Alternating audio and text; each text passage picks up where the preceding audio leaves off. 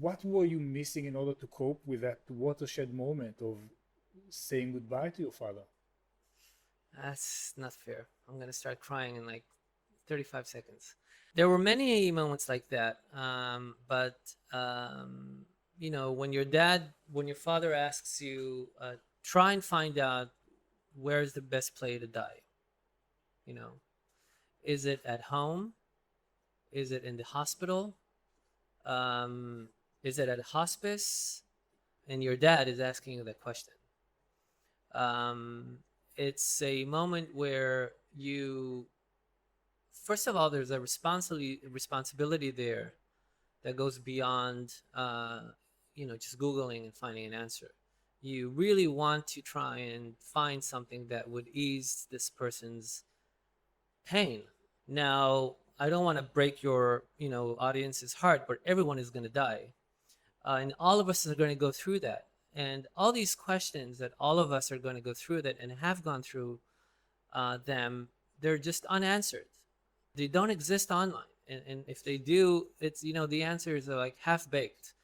The answers are in people that have gone through this. And in most cases, the wisdom and the knowledge is in their brains and in their experiences and in their hearts and in their traumas, and they're inaccessible.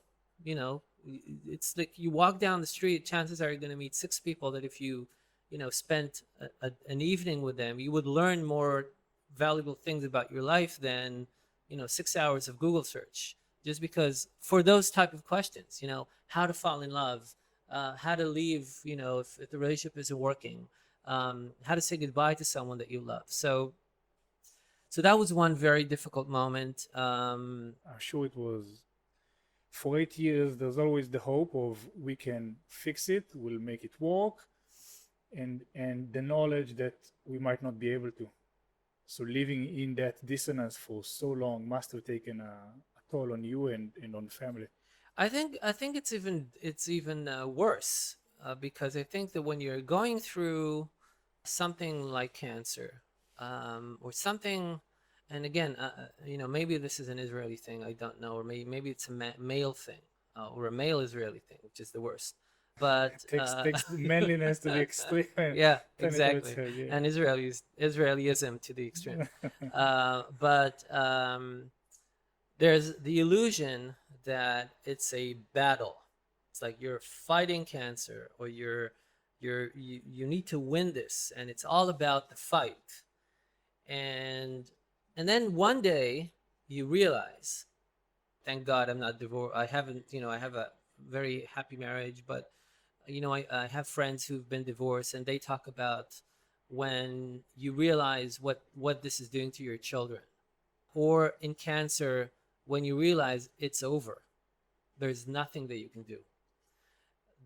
Those moments where you understand that there's nothing more to do, are also moments where you understand that you've completely neglected, a whole range of practices and lessons and thoughts and conversations for maybe years, that have damaged your situation severely, instead of helping.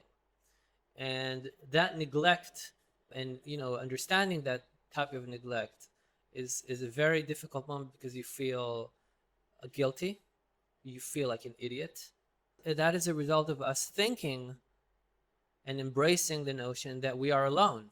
It's us. It's us against the world. It's us against this thing, and we need to somehow prevail.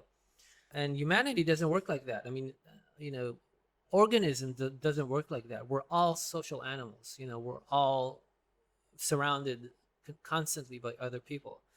And the only moments of relief is when you sit down with someone who lost his dad or her dad, and they say, we made the same mistake, and you're not guilty, and you shouldn't feel this way.